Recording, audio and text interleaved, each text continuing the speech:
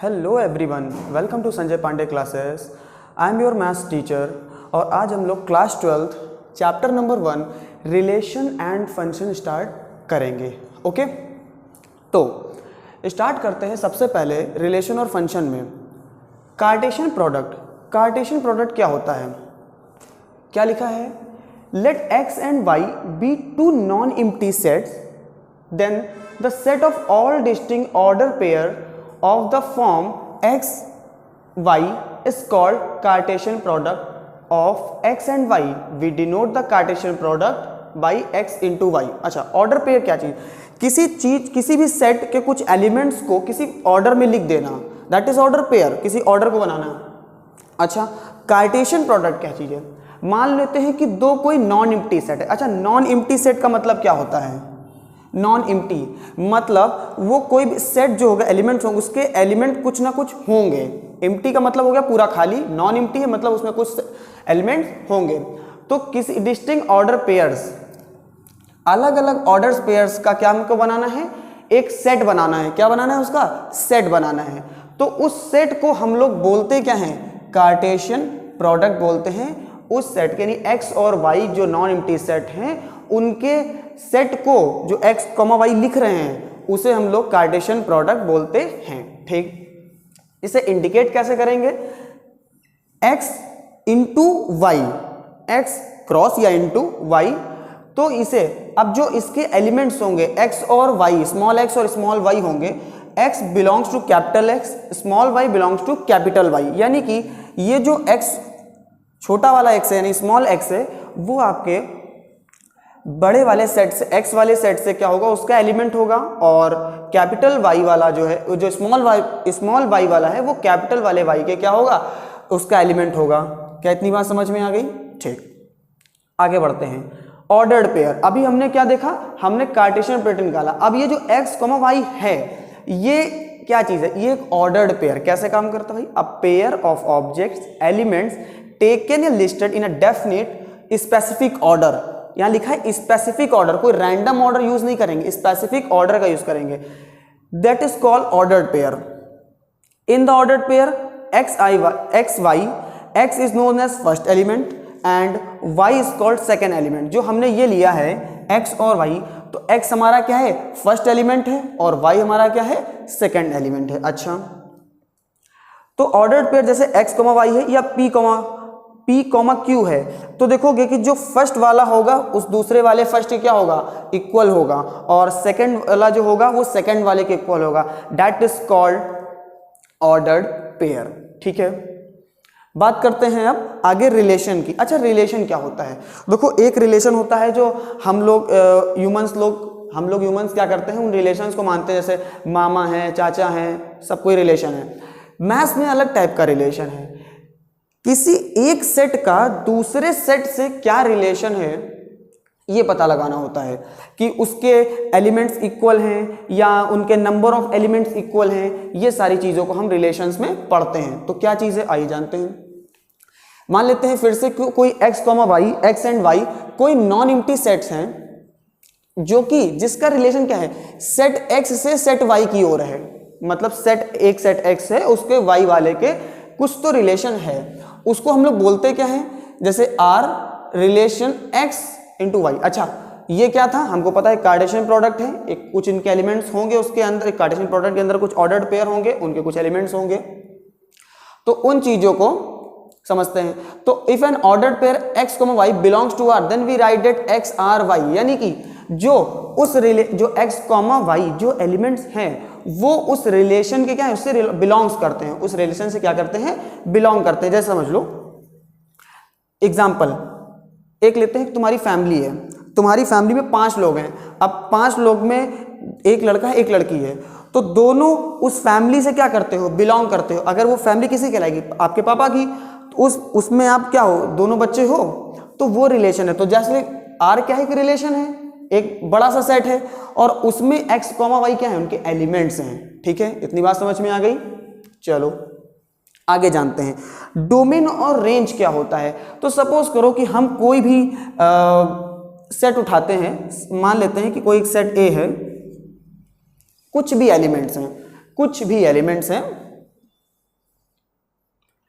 मान लेते हैं A1 है, B2 है, C3 है, D4 है, E5 है।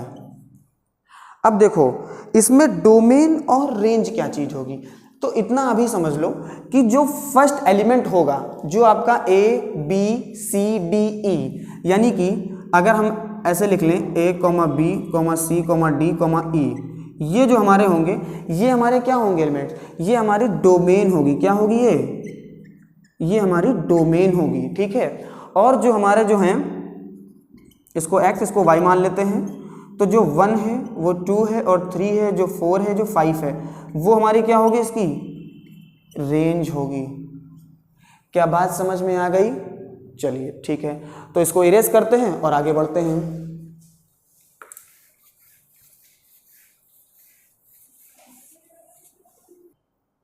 हाँ तो भैया, तो ये हम देख रहे थे, हमने पढ़ा था रिलेशन, ठीक है। हाँ, उससे पहले अब जानते हैं जरा एक पॉइंट और जानते हैं, नंबर ऑफ रिलेशन।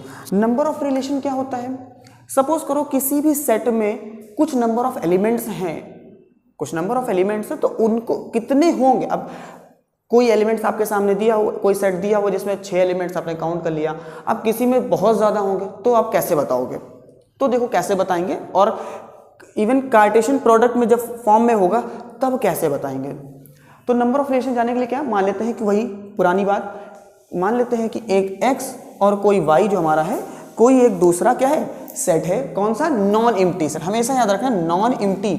और मैंने यहाँ एक और चीज लिखी है, मैंने लिखा फाइनाइट सेट। हाँ, सबसे इंपॉर्टेंट बात है, नॉन एम्प्टी तो होना ही चाहिए, दूसरी बात है कि फाइनाइट भी होना चाहिए। देखो एक होता है infinite set, set of natural numbers, 1 से स्टार्ट किया, 1 2 3 4 इनफाइनाइट तक जा रहे हैं, क्या पता कहाँ एंड होगा। पर अभी हमें क्या देखना है, फाइनाइट सेट, मतलब उसका एंड पॉइंट हमें पता होना चाहिए। तो non empty finite set having m n and element, मान लेते हैं कि सेट x में m एलिमेंट्स हैं और सेट y में क्या है, n एलिमेंट्स। अच्छा भैया, then number of order pair क्या बनेंगे, x into y, m cross n। भाई ऑर्डर क्या हो गया, मान लेते हैं इसमें m एलिमेंट्स, मतलब किसी में 4 एलिमेंट्स हैं, एक में 5 एलिमेंट्स है, तो 4 इंटू 5, ठीक, 4 इंटू 5। तो जो नंबर ऑफ सबसेट बनेंगे, यानी कि जो ऑर्डर पेयर देखा था ना तुमने कि ये A,1 B,2 इस तरह से लिखा हुआ था, तो वो जो चीज है वो कितने बनेंगे, सबसेट 2 की पावर m क्रॉस n। क्या बनेगा, 2 की पावर m क्रॉस n। अच्छा, what is m, element of x, number of element of x, और n number of element of y, ठीक है। अच्छा भाई, number of relation from x to y क्या हो जाएगा, भाई नंबर ऑफ रिलेशन, कितने रिलेशन, भाई जितने ऑर्डर पेयर बनेंगे उतने नंबर ऑफ रिलेशन बनेंगे, भाई जितने शादी जोड़े होंगे उतनी ज्यादा फैमिली बड़ी होगी, सीधी सी बात है। तो 2 की पावर mn, बस हमें क्या पता होना चाहिए, एक सेट के x सेट है उसके कितने एलिमेंट्स हैं, y के कितने हैं, हम नंबर ऑफ रिलेशंस या नंबर ऑफ सबसेट निकाल सकते हैं। करेक्ट होगी बात, समझ में आ गई, ठीक। चलो आगे बढ़ते हैं, हमने रिलेशन पढ़ा, अब हम पढ़ेंगे टाइप्स ऑफ रिलेशन। रिलेशन कितने प्रकार के होते हैं, तो भैया 3 प्रकार के, 3 टाइप्स के रिलेशन हैं। पहला अपना रिलेशन है रिफ्लेक्सिव रिलेशन, कैसा है, रिफ्लेक्सिव रिलेशन। दूसरा क्या है, सिमेट्रिक। तीसरा है ट्रांसिटिव रिलेशन। अच्छा, रिफ्लेक्सिव क्या होता है, रिफ्लेक्स करना। देखो जैसे रिफ्लेक्स एंगल तुमने पढ़ा होगा, या रिफ्लेक्स अपना रिफ्लेक्शन बोलते हैं, किसी चीज का प्रतिबिंब टाइप। आप शीशे के आगे खड़े हो तो आप खुद की पहचान हो, आप शीशे के आगे खड़े हो तो आप ही दिखोगे ना, ठीक है। तो जस्ट लाइक रिफ्लेक्सिव रिलेशन होता है। क्या कहता है, a relation R on a set x, क्या बोला मैंने, a relation R on a set x is reflexive. Reflexive कब होगा, if each element of x is related to itself. Each element of x मतलब जो भी एलिमेंट है x का, वो खुद से क्या होना चाहिए, उसका रिलेशन होना चाहिए, बिल्कुल। जैसे सपोज करो मेरा नाम क्या है, अनुराग, तो अगर पूरी क्लास में मुझे बुलाया जाएगा तो मैं ही तो बोलूंगा अनुराग नाम का, अगर एक बंदा बैठा है तो मैं ही बोलूंगा अनुराग, या जो मुझे देख के बुलाएगा वो भी जानता है कि मैं ही अनुराग हूं, मेरी शक्ल देख के क्या बोलेगा अनुराग, कोई अंकित तो नहीं बोल देगा, सीधी सी बात है। तो रिफ्लेक्सिव का मतलब हो गया खुद का खुद से कंपैरिजन। तो इसका मतलब इट इज डिनोटेड एज कैसे, एक्स आर, एक्स का relation R, x is related to x, जैसे मैं इसको ऐसे भी लिख सकता हूँ। अच्छा ये साइन क्या है, देखो ये ए है, मैंने उसको उल्टा दिया है, पलट दिया, क्या है इसका मतलब होता है फॉर ऑल। क्या होता है इसका, फॉर ऑल, ठीक है।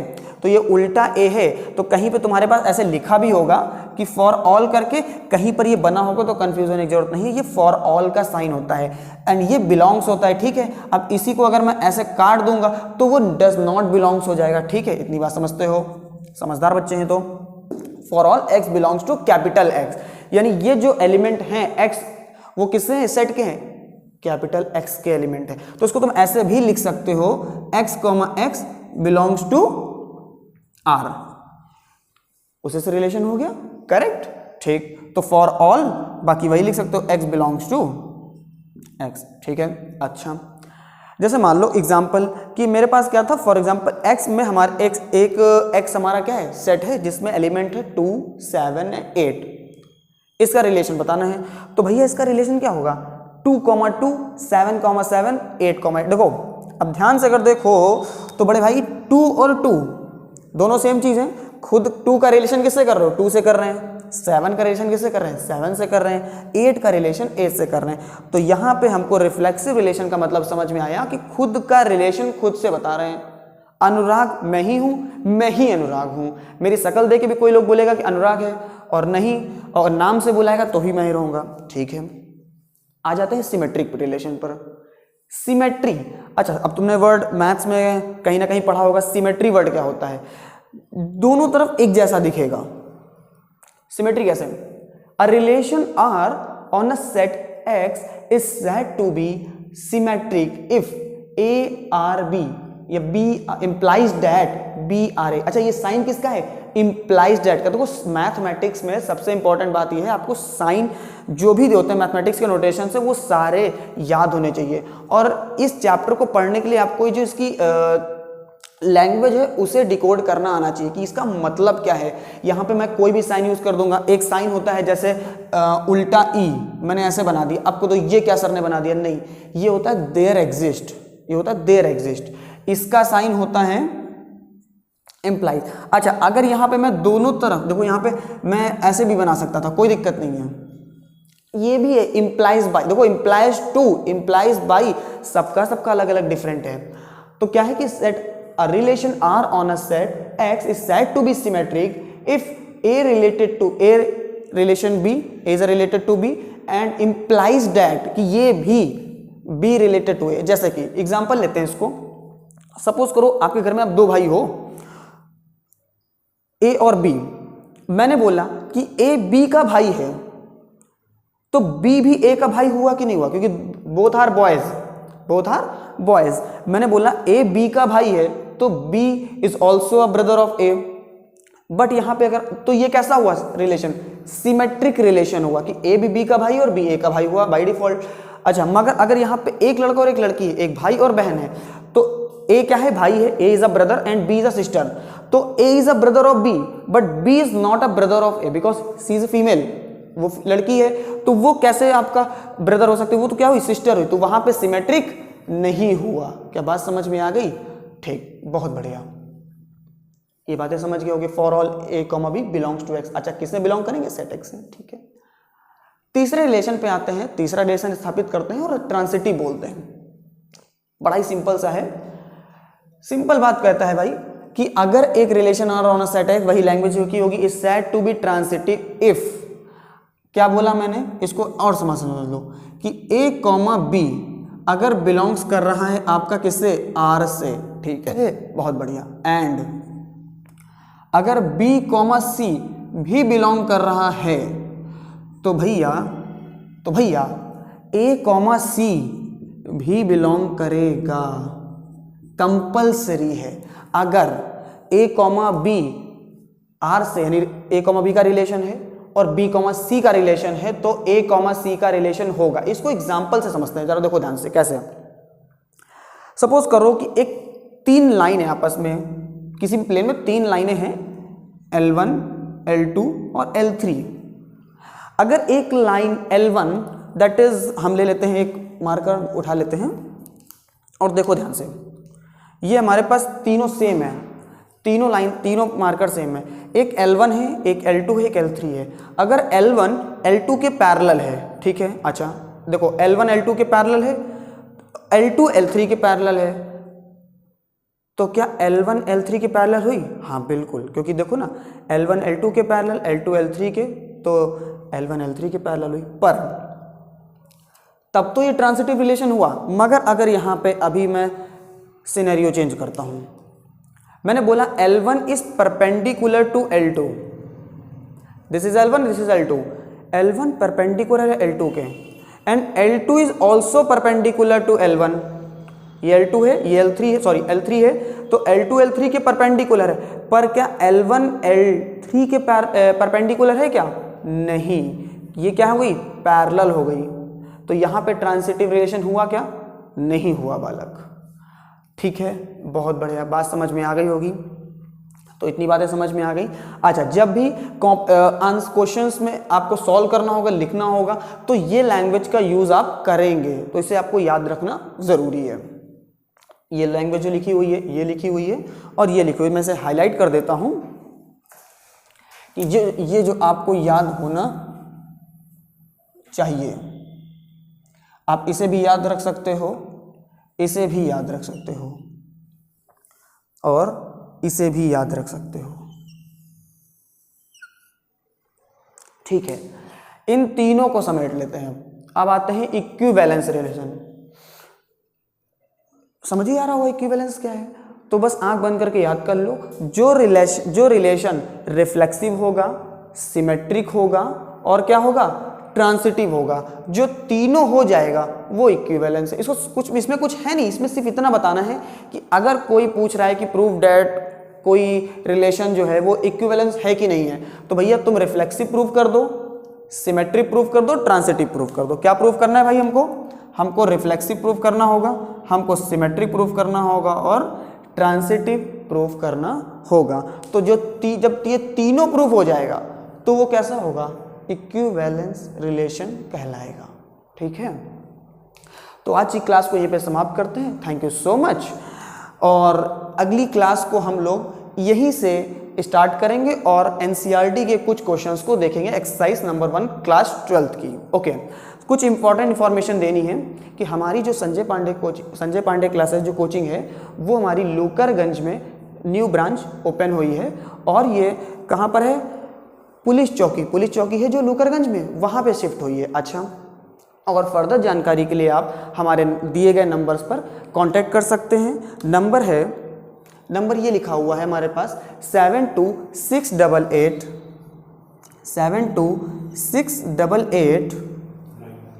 93788 एंड हमारे पास दूसरा नंबर है जो 949156 14156। Thank you so much, that's all for today.